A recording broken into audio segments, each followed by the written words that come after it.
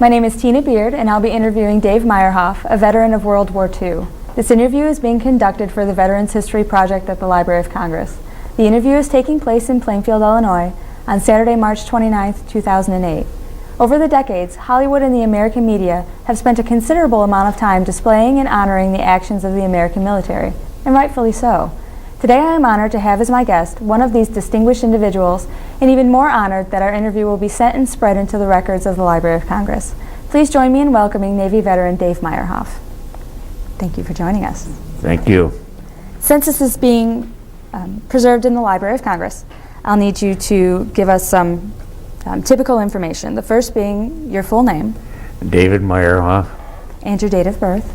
August 2nd, 1926. And your place of birth. Joliet, Illinois. And you fought in World War II. Correct. What branch of service? In the Navy. In the Navy. How many brothers and sisters did you have? I had 3 brothers. How many of you joined the service? One was in the World War II, the same as I was, and then one was in the Korean War, and the other one was in service during peacetime. You say that you enlisted. Can you explain a little bit about why you enlisted? Did you have any military background in your family? Well, my dad was a veteran from World War I. He was only 17 when I went in. And I enlisted, I was only 16. I had to lie about my age and forge up my birth certificate.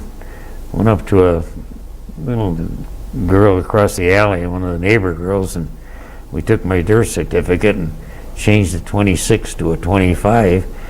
And then I had to get my dad's permission to, even though if I was 17, you still had to have parents' permission. And my mother had passed away 4 or 5 months before that, and I guess I was kind of a mixed up kid. And so he says, well, if you feel that's what you have to do, you have to do. So he, whether good or bad, he signed it for me, and that's how I got in. Where were you going to school at the time of your enlistment? Joliet Central High School. And one of the ironic things that was happened, after I enlisted, there was one other kid who was, well, he was old enough, he was 18, George Seaborg, I remember his name. To get the train at Union Station that morning, and I was a member of the Joliet High School band and grade school band all through school. And my cousin was a student band director, and all of a sudden I was standing there in the railroad depot, I thought I could hear a band or something. What the heck are they doing up? And here they came down Jefferson Street all the way, playing Anchors Away, which was pretty nice, you know. And then when I got out you get right up to here, you didn't know what to do. And then after I got in Chicago, and he says, well, you and Seaborg are going to have to go home, he says, for a couple of days, and we'll call you. We're going to send you to this one camp up there. And I said, sir, there's no way I can go back to Joliet after that send-off. He says, well, what can you do? And I says, I don't care, give me a hotel room, anything, but I'm not going back to Joliet. So that's what he did. He got us a hotel room, and we stayed there, and then the next day he did take us. We hounded him and says, please take us, It's so embarrassing to try to go back. My wife brought that up. Where did they send you from Chicago? Seattle, Washington. And I went by train. I was only in boot camp for 5 weeks. They told us that we were going to be in there for 90 days. And they had where they needed people for just short of people, sailors. And give us, anybody that lived within 24 hours of Great Lakes was allowed to go home and get back, which I did.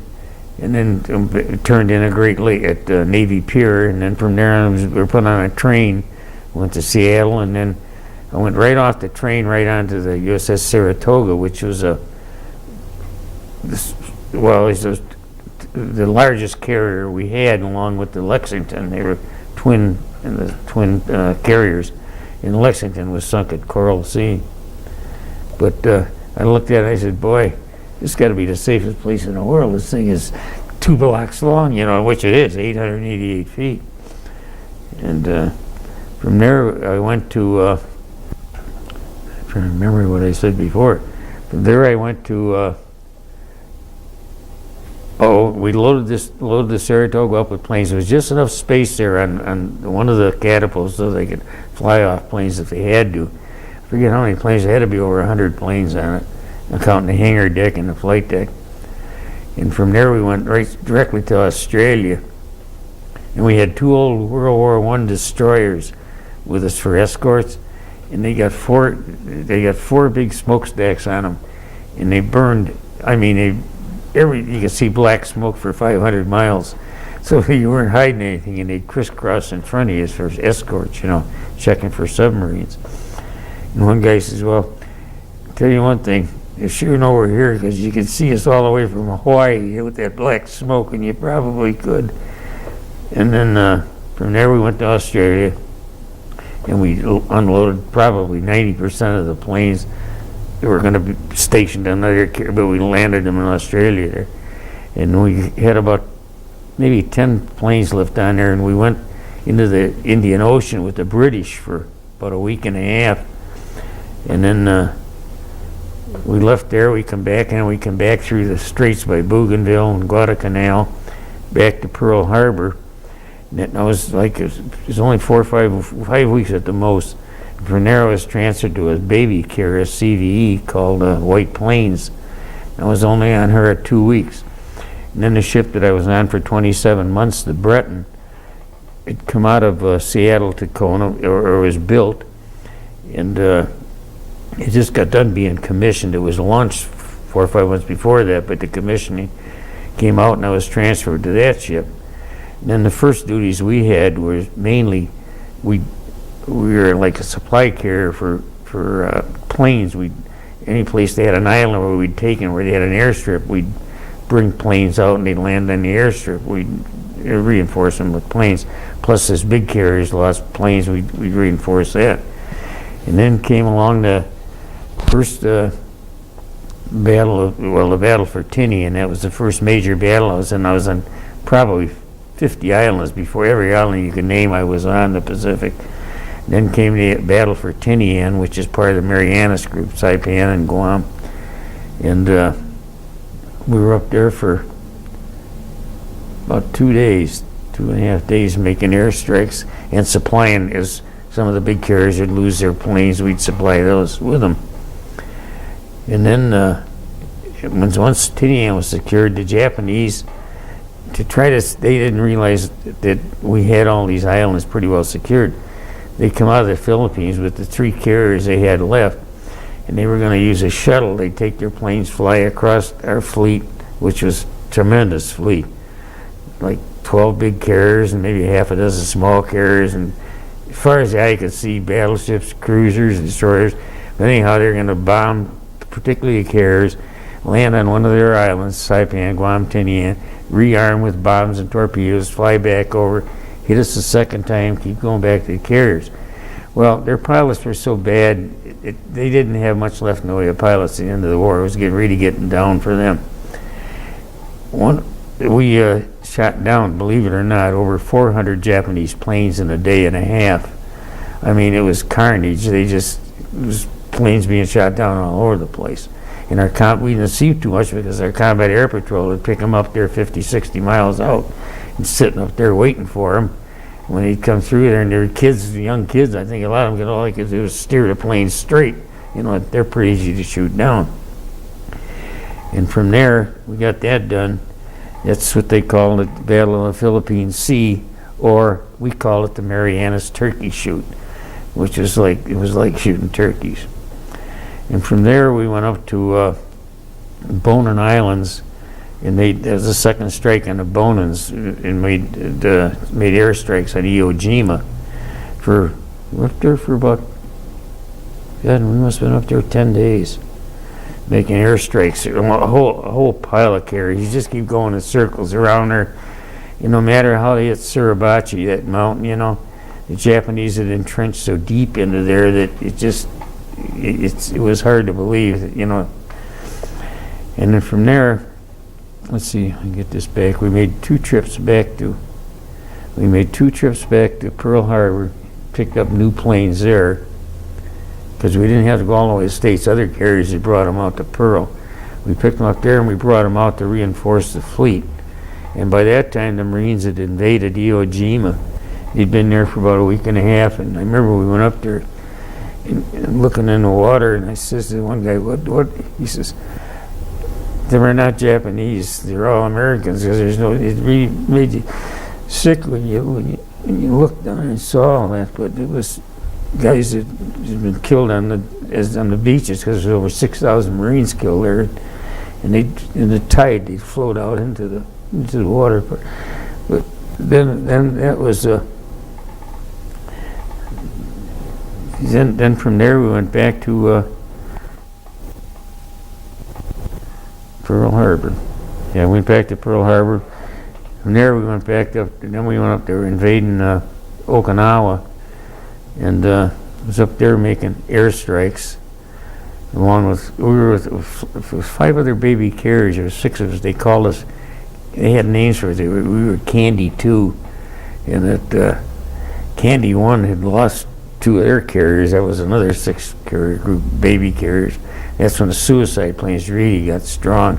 That's when I saw my first one of many. But then I had got down. It wasn't combat, but I got busted eardrums. I was down in the laundry room getting my laundry, and I come out and we had these open anti-aircraft guns on the back, 2 5-inch guns, and they were testing them. And just as we come out of the laundry, I and the 3 or 4 other guys, they fired one of them, and I got it in the eardrum. And the doctor we had on the ship, he did the wrong thing by the older doctor. He went to wash it out, and I ended up with all in the middle ear, and I ended up with a bad infection. As through the process of going on the Army hospital ship to Guam, then Guam to Pearl Harbor. Pearl Harbor flew back to San Diego, and I was in San Diego Naval Hospital for about 5 weeks. And then I was sent up in this Oceanside, California. Had a Marine convalescent, Navy convalescent hospital up in the hills by Camp Pendleton. And I was up there for about 2.5 months. And then when I got out of there, I got a 30-day leave home, convalescent leave, and I had to turn back into Great Lakes. Not Great Lakes, but Navy Pier. Turn back in Navy Pier, and he says, well, we don't know exactly what to do with you. The war ended. I was going to say, well, don't you just send me home? But it didn't work. But anyhow, they said, how would you like to travel shore patrol? I says, where to? I don't want to go to Tennessee or someplace. He says, no, between Chicago and San Pedro, California. I said, gee, that sounds good. I'll take that. So it was pretty good. I did that for about 3.5 months. And the last 5 weeks, I was in charge of it. The guy that was in charge of it before me had taken his discharge and was gone. We used to carry a 45 with bullets, which we'd take out and hide near someplace so nobody could get at them, you know. But and we'd take them right off the train. The ships would pull up at San Pedro, that's near Los Angeles, and they'd get right off with their sea bags, get right off the doggone boat and right onto the train.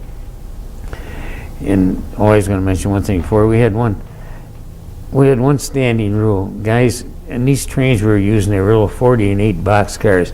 And you never knew when you were going to have trouble with the train. We'd go every route. We'd go Southern Pacific through Texas. We'd come to Northern Pacific, way up through Wyoming and through there. Sometimes we came to Rio Grande through Colorado, into the Rock Island. And this one time we were going through Texas, the Santa Fe. Yeah, I guess the Santa Fe.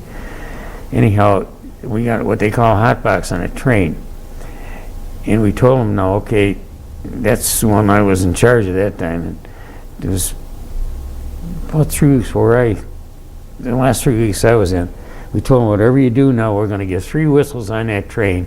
Now, don't go over hearing distance, because after we blow 3 whistles on a train, you got an hour to get back on a train. Okay.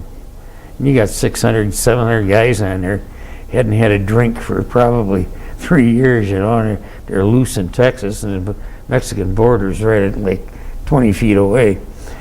So anyhow, we get the hot box fixed, and it took about 6-7 hours, and the engineer, toot. We got about 5 guys back, is all we got back. So I said, well, I don't know what the heck I'm gonna do. So I went and saw the police chief there in El Paso. He said, well, we can give you half a dozen squad cars. He said, we'll just blow the sirens, and every car comes around, we're gonna say anybody off that troop train's better get back to it, because they're leaving in an hour and a half. So that's what we did.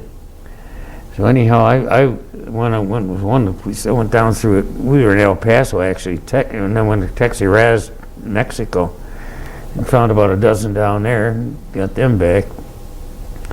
And we finally left there. We still were short 25, 30 people. Oh, whatever happened to them later, I'll never know. We had all their records. That's the problem on the train. They just behaved themselves. But anyhow, something bad happened after that.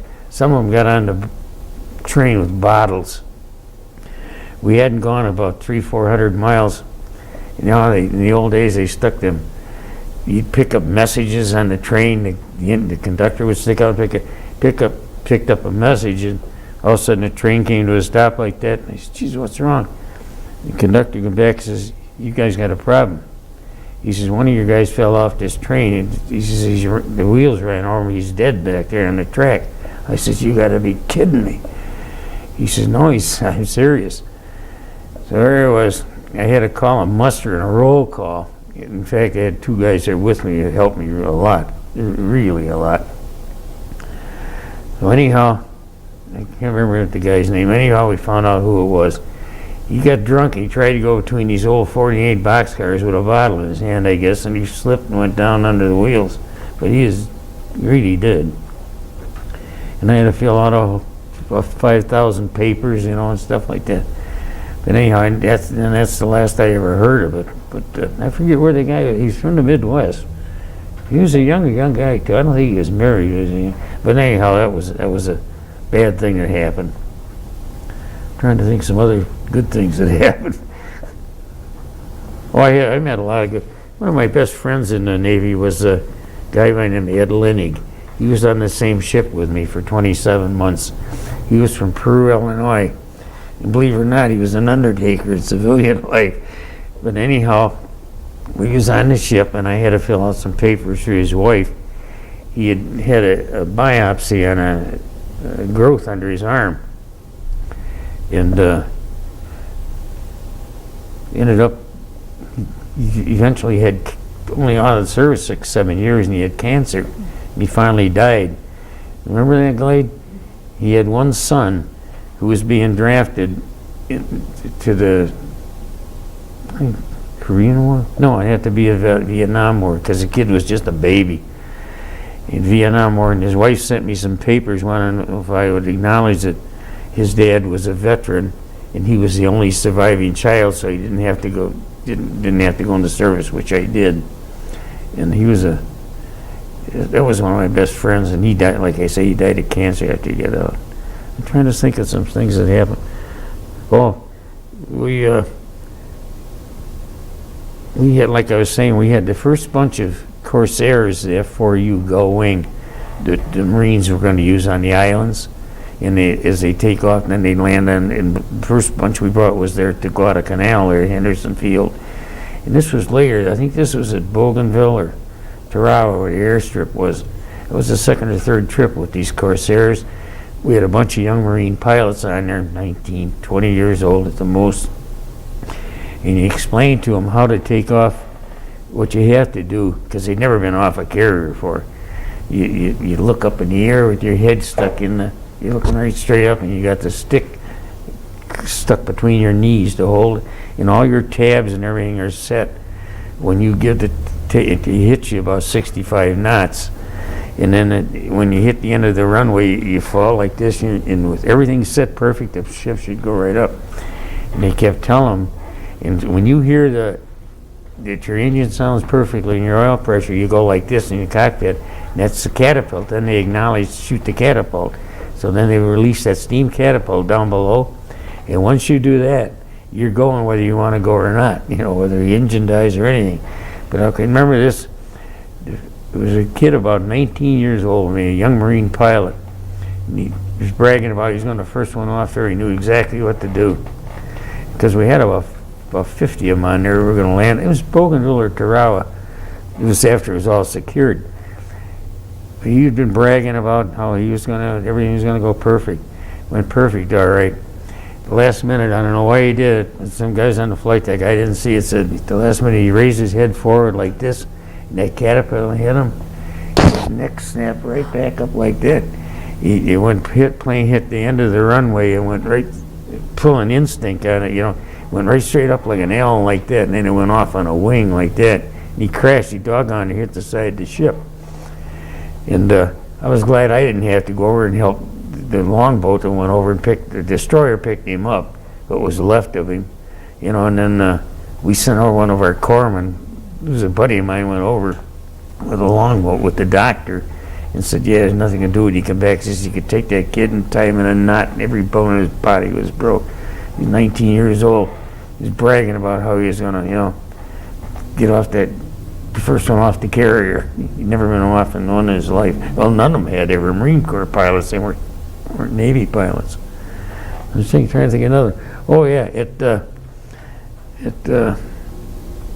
first battle there at the Philippine Sea, when we were taking planes off to land on other carriers, and spy them, we had one took off, and 30 seconds after he took off, he shot down a Jap plane, I don't know what kind. But he's screaming on the radio, I shot one down, I shot one down. He just got off, made one turn like that, and he shot one. I didn't see it, but he evidently shot one down. I think what else. Many things that happened to me. Well, let's go back a little bit. Yeah. Since you were only at Great Lakes for 5 weeks and you didn't have enough time to complete basic training, I'm assuming that once you got to Seattle, everything was learned on board. Yeah, 90% of it. What did you have to go through on the ship to prepare you, since you didn't have time before then? Well, they put me in what they call the H division, which was hospital corps or something like division, and that's when they learn how to put a Band-Aid on, give a shot. At the end there, I was doing everything, giving shots, tonsillitis, swabbed her tonsils, the whole bit. And then you'd help with the doctor in operations too, I couldn't spell operation. I was doing them. It was funny. But this young surgeon we had on the ship, he was really good. He's from Detroit. And that older doctor, I felt sorry for him. He couldn't hardly walk. He was in his 70s, and evidently he'd stayed in the Navy Reserve or something. He was from the Meisner Clinic, one of the brothers. And it's a fantastically large clinic through Kansas. They treat neurological diseases, and people like that. And he was different. Nice old guy. Loved to talk. Take you away from, you're trying to do something, he's standing there on your shoulder talking, go get me coffee, find if there's any donuts, It was fun. But, life on a carrier, not only as a carrier, life in the Navy at sea, 99% of the time, I hate to tell you, it's so boring. Because in the combat, you see, maybe 1% of the time, and it's over within a day and a half, and it's 90% aerial battles. Like I say, there was only 2 major battles that I know of that were fought with surface ships, and that was when the Japanese, when the Sullivan brothers were killed off Guadalcanal in the Straits there. That was one of the big surface battles. The Japanese only lost 2 cruisers. We lost 5. We lost the Canberra, the Australian cruiser, and the ship that the Sullivan's run was an anti-aircraft cruiser with nothing but anti-aircraft guns on it. And then the 2 other cruisers that we lost. But Canberra was the Australian one. Juno is the one that the Sullivans are on. Because I remember when they picked some of the guys up off the Juno, it was 3 days. We couldn't get back in there, so we were so afraid. You try to go in for survivors, because the Japanese still had most of their cruisers in there. They patrol them streets in there every night, boy, and it was bad news. They finally, during the nighttime at Catalina, flying boat spotted some of them, and, you know, they said, geez, they got to be survivors off one of our cruisers. And it was the guys off the Juno. They were saying how the one brother had swam from raft to raft to raft trying to find his other 4 brothers and found he just disappeared. I knew some guys on the Juno. I knew 2 guys on the Juno. But yeah, I get, you know, it's, I don't know. I don't know if I'd advise my kids to go into service as young as I was. One of the things I thought was quite nice when we they had a graduation for all the guys that were drafted in actual cap and gowns and everything at Joliet Central High School. It's in the newspaper here, and it.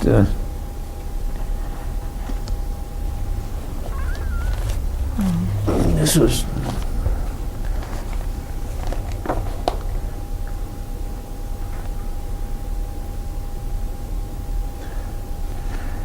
This was in 2001. They called and they listed all our names in here.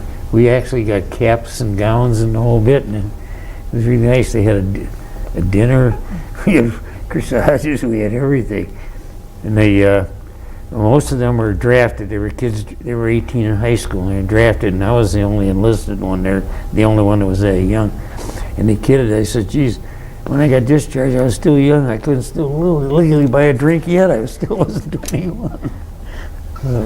Tell me a little bit more about what it was like to be on board a carrier. Did you remain with the same, did you do the same job the entire time you were on the ship? Yeah, I was, we'd run like you call a sick call every day.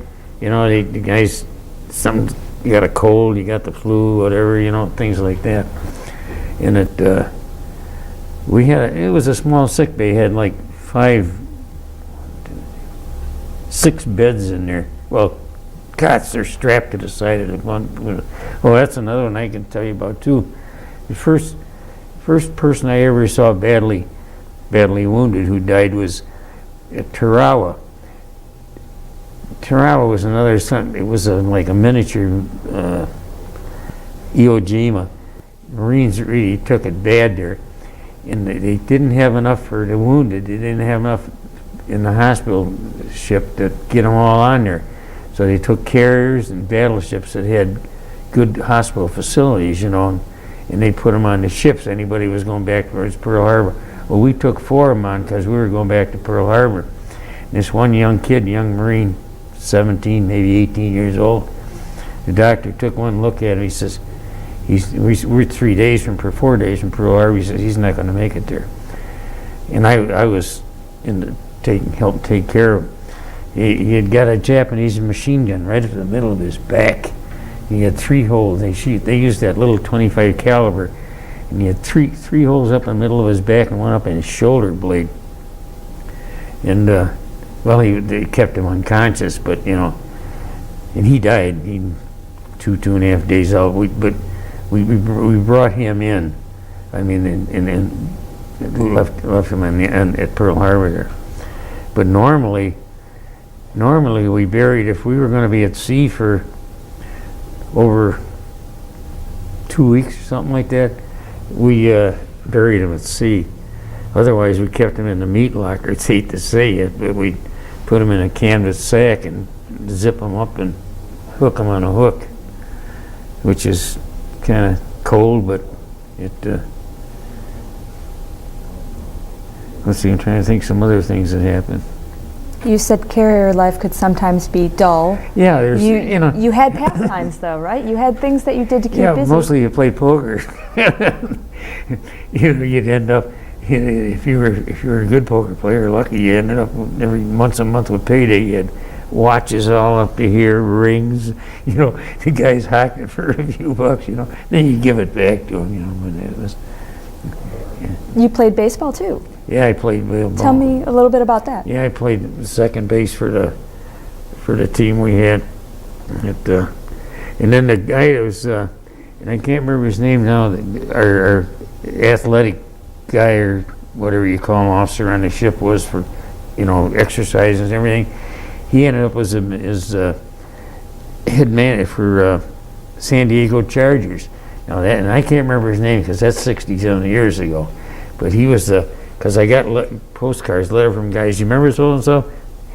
He's now the man, is the head coach of the San Diego Chargers, and I can't remember his name.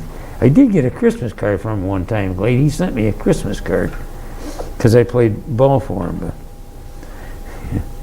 yeah, it was. But The ship is like a traveling city. What? Yeah, that's really what it is. What kind of businesses and things did they have on there? You mentioned we had sick like hall. We had a library too, and we had the sick hall. We had what they call a gee-dunk stand. It was the ice cream stand. We had a tobacco shop, which was the busiest place on the ship. One time we ran out of cigarettes and everybody smoking cigars. Terrible. Then we get to an island, and I can distinctly remember New Hebrides in Espiritu Santos. There was an Hebrides Island group, and the island was Espiritu Santos. Well, the Marines just got in there and started the base.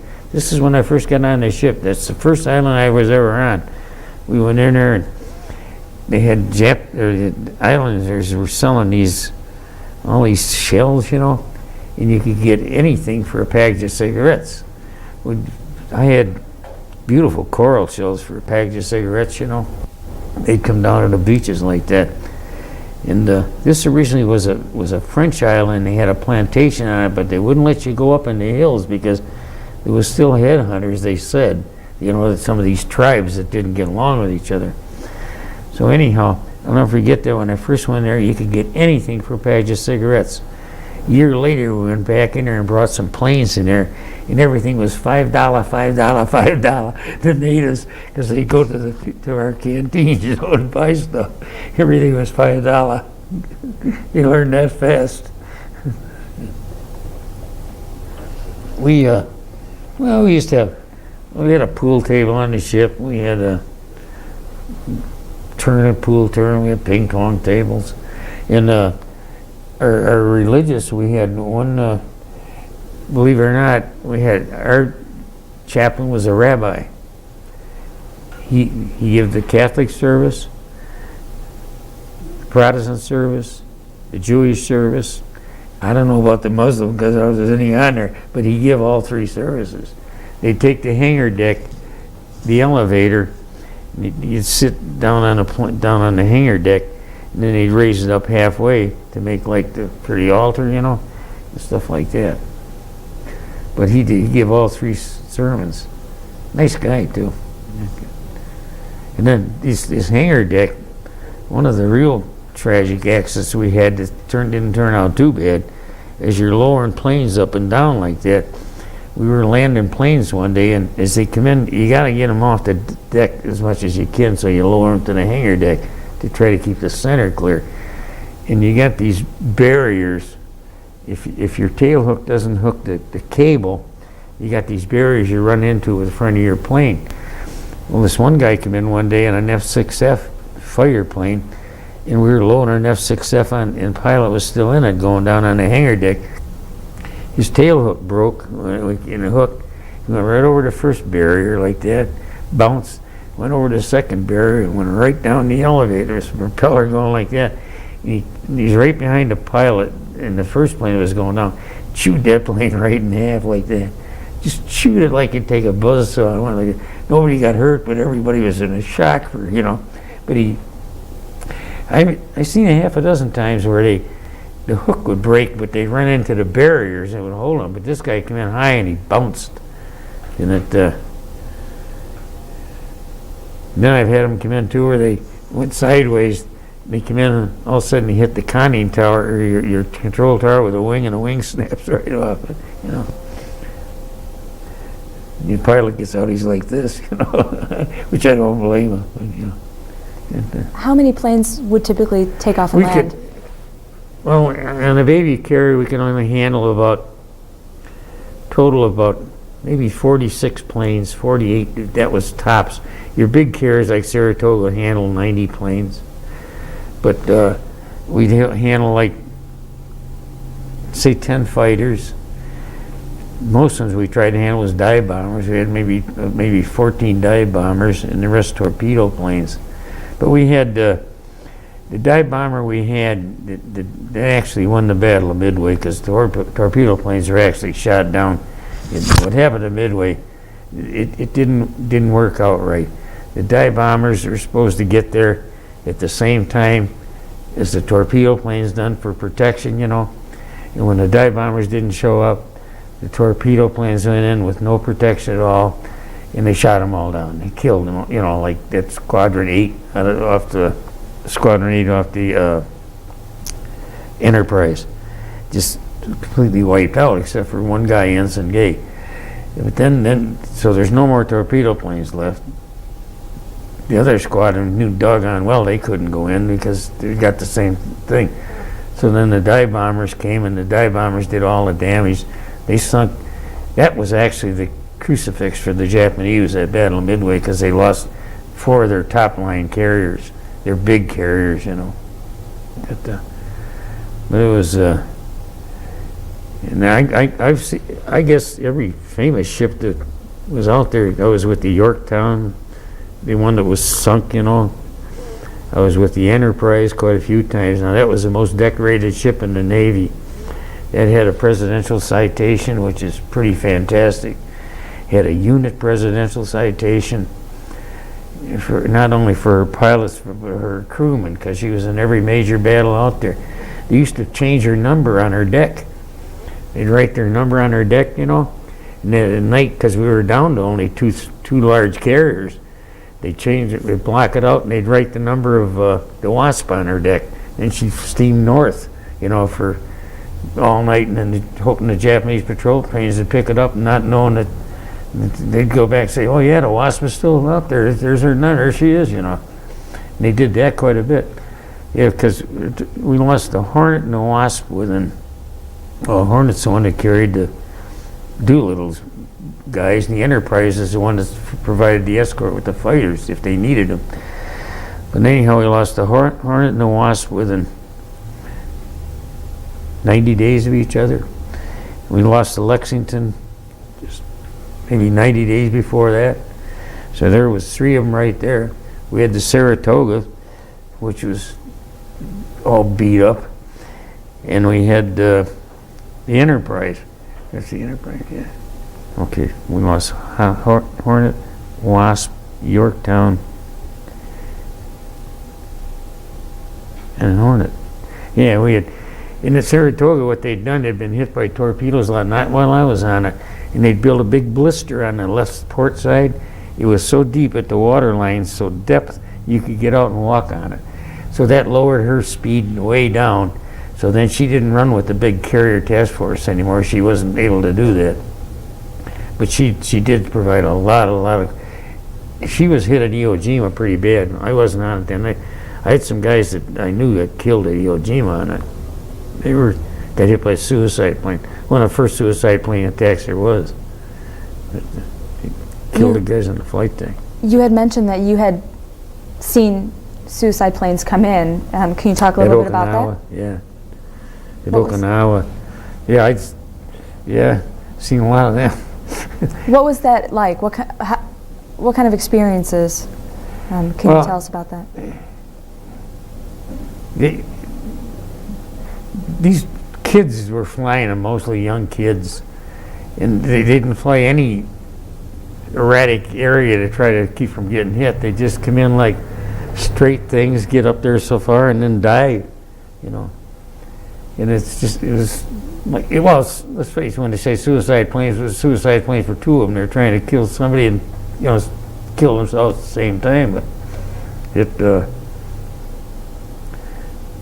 but I've had like I seen that one time, the one come over us. He was going to try to drive. He had a front end loaded with Torpex. It's a Japanese explosive. And well, we handled it too, but it was a real touchy explosive. It was 10 times more powerful than TNT. And they loaded the nose cone with it. And this guy was trying to drop a couple of bombs he had on the wing on us, and then hit I think it was a Bunker Hill. Yeah, I think it was a Bunker Hill. then he was going to dive bomb into the Bunker Hill, and the Bunker Hill's the one that started shooting at him. That's where everyone on our ship was ducking for cover, because there was bullets flying all over the place. All you could see was white flashes. But, yeah. Oh, and another thing we did, I don't know if you ever heard of the carrier Princeton. Now, that was what you call a CVL, not a CVE. It was a CVL. It was about 700 foot long. It was built on a cruiser hull. And they were fast. They were faster than anything because they were built with the cruiser engines in them. And the Princeton got sunk in the Philippines, just north of the Philippines. And we had all the survivors that were picked up on our ship. Boy, and it's sad to see a guy, he's lost everything. He's got no clothes. He's got no papers. He's lost everything he's had. He's lost his home, which was the ship. He has nothing. And then we stack him up on the hangar deck, put cots out and sleep under the wings. We brought them guys back to Pearl Harbor. But they were in shock. But that was Princeton was torpedoed. It wasn't hit by a suicide plane. But that was boy, they were fast. That CVE I was on, top speed was probably 18 knots. The cruiser hulls, they could do awful close to 30 knots. And our big carriers like Essex class, Ticonderoga, Bunker Hill, they were maybe 26, 27 knots tops. But then at Princeton, there was two others that were built on cruiser hulls. I forget the name. Independence was one of them. But she made the war. She made it all the way through. Tell me a little bit about the first time you crossed the international date line. The date line? Well, I didn't know. It was, everybody dresses up. They call them shellbacks once you've been across. You're a shellback. So you got to initiate the new guys that are going to be shellbacks. So they dress up like the ones that are going to do the initiation. They dress up like King Neptune, and you have to. They put you through a lot of things. They beat you up with paddles, and you wear diapers, and here's some pictures. I don't know if you can see you probably can't see what those look like, but you can hold those up in front of you so they can. In front of me. Them are grown men. Hard to believe, isn't it? What's the significance of that? Why do they go through all this? I don't know. Nobody ever told me. It's just you acknowledge that you went across the equator. This is the captain of our ship right here with the cigar in his mouth. He's sitting there, Captain Trapnell. How many times did you cross altogether? Oh, God, I must have been across that thing 50 times, but you only do it once, that shellback thing. I carried that card, Glade, for how many years? It finally I think I still got pieces of it in my pocket, kind of descending. I should have had it plasticized, which I didn't. But because you were in the Navy, you didn't have the opportunity to communicate that much with your family. How did you let them know you were okay? How did you talk with family back home? We used to, our mail was all censored, We used to have little signal things like, how is John doing, or something. That meant certain islands you were on, or a certain area you were in. Everybody had little gimmicks that you put in there. But as far as communication with you, it just it wasn't there, You'd get mail. It wasn't too bad. I guess when you figure out we got mail at least once every couple months, even when we were out, Because most of your patrols, when you went out like that, you could carry fuel for about tops maybe 3 months. But you always had seagoing tankers that went with you, and you could refuel from them. And then when you had these old destroyers, you had a helper, you had to take your fuel and fuel them. But then you get it from the main supply tankers. One of the worst explosions I ever saw in my life was a tanker called the Mount Hood, and it blew up in, I'm trying to think what what island? Well, what harbor it blew up in. There wasn't enough there to even find out there was even a ship. It just blew completely, all in fumes in it. You know, it was carrying aviation fuel and bunker oil. Somebody probably lit a cigarette or something, accident, you know, and it, because I remember we were about 25 miles out of that harbor. I forget where we were going, and that big blinding bright light at night, man. Somebody says, boy, something blew up, and then we found out the next morning that Mount Hood blew up. It was, I'm trying to think what some other instances that happened. Probably think of too many. Did you have any idea where your brother was at this time? No, but the only thing is, when my brother was 11 months younger than I was, he was on LST landing crafts, and we were in the Philippines and we were making some airstrikes, not a major battle, and his LST went within half a mile of us, 569, and he was in the invasion in the Philippines, unloading Army troops, but Navy, LST. Yeah, he enlisted. He went back in. He stayed till he got out in 46, end of 46, and then 2 years later he re-enlisted. He stayed till about 53 or 54. He was on a weather ship down in the Gulf over in the Far East.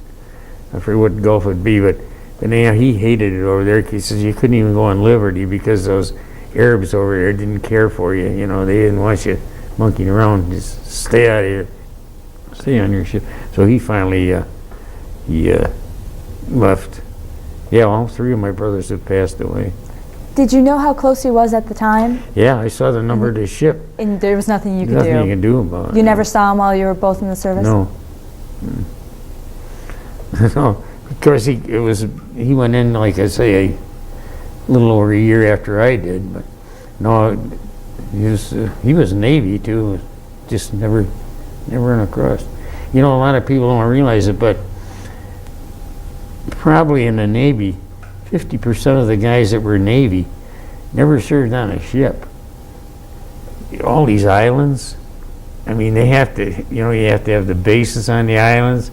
There's as many there as there are on, and a lot of guys with chronic seasickness, you know, they just can't serve on a ship, so that's where they put them on. We used to get when we carried transport, like pilots and stuff like that, we'd say, well, you're gonna have greasy hamburger pork chops tonight for supper. They'd be all sick, you know. And when you go out of San Francisco, it's very different. San Francisco, you know, is built on like mountains. Well, in the water, it's the same way. There's mountains in underneath like that. When the prevailing tides, they come in out of the west. Not only do you roll this way, but in these mountains, you roll this way. So your ship kind of corkscrews. You go up and down like this, and it's very easy to get ill if you get a weak stomach. You know, you're going to get sick. I'm going to tell you. Yeah. When you were injured and you were shipped back to the States, how did the news come that the war had ended? I was home on convalescent leave when it ended. That was before I went turned in to go on shore patrol. But the first 5-6 weeks I was in the hospital in San Diego, I couldn't hear nothing. They'd have to write stuff down. You know, man, I was getting really scared by that time. I thought, man, I'm going to be stone deaf the rest of my life. You know, but fortunately, the left one came back real good, and the right one just feels real good. You know. I don't know, you just one of those things again. But we used to, I'm trying to think, I remember now where I was when the war in Europe ended. I and Ed Lenig, this kid I was telling you from Peru, we were in San Francisco getting planes, and we had a 3-day pass, and we hitchhiked to, got a road and we hitchhiked to trying to think of that beautiful lake there above Reno, Nevada. Or it's in California though. Lake Tahoe. Really great on that We hitchhiked to Lake Tahoe. And there's pictures he and they had some big Indian totem poles in front of this big lodge, you know. And we had pictures of me and him standing in front of the lodge with the Indian totem pole. I can remember that because somebody says, "Come on and have a drink," at the lodge. He says, "What's that for?" He says, "Well, you're in the service. I mean, you guys, was some civilian." So we went in, and it come on the radio, didn't have any TV. Radio was the war in Europe, and ended. And after that, we couldn't get out of the place, you know. But we did. We got out. Yeah, I remember when his child was born. So when I was telling you, I had a sign to keep him out of the service. He was on the ship when his child was born. He'd never seen him. We come in. We were going to be in port for 10 days, doing some work on the ship. This was at Alameda in Oakland, California, where the Navy carriers stay up. And they said, "Well, you'll split the watches. Half the watch, 10 days, half the watch can have 5 days, the other half 5 days." Lenny says, "Well, geez, I can't get home. I'd sure love to see my kid for 5 days." And I says, "Well, hell, it don't make any difference to me. I got to go home too anyhow." He says, "Take my 5 days and I'll serve yours, So I give you my 5 days. And after that, every time, even in the service, every time his wife sent him a package, there was always something in there for me. Donuts, cookies, you name it. He was there. I give you my leave too." That was exceptionally generous of Well, 5 days I couldn't get home either. I'd have just messed around, got in trouble on the beach someplace. I figured, hey, you may as well serve his too. Once the war ended in the Pacific and you were done serving your time on the troop train and you were out, Yeah. what'd you do? What was it like to come home? You had been gone for I know. 27 months. Well, that's when I went back to on a GI Bill. I went up to Wisconsin, went to this electrical engineering and trade school, and my wife was up there going to Superior State Teachers College. Now it's an extension of the University of Wisconsin. But I went up there, when we were kids, my dad used to take us up there to fish in the Gordon, Wisconsin all the time. And this was just a little bit, we went to Gordon. Norm was out too. We both went up together. The one that's passed away since then. And we both went up there together, and finally my dad got a chance to, he told me, he says, if you want to try to get in the union, because he had electrical contracting, he says, now is the time. They're looking for, So I came back and went to school there for about 2.5 years, come back and went to work for him. And then Glade and I got married, right, Glade? He's smiling. Did you stay in that profession then until you retired? Yeah. Where did you work? Meyerhoff Electric in Joliet. Okay. Yeah. Did a lot of our work in Plainfield. How were you treated when you got back?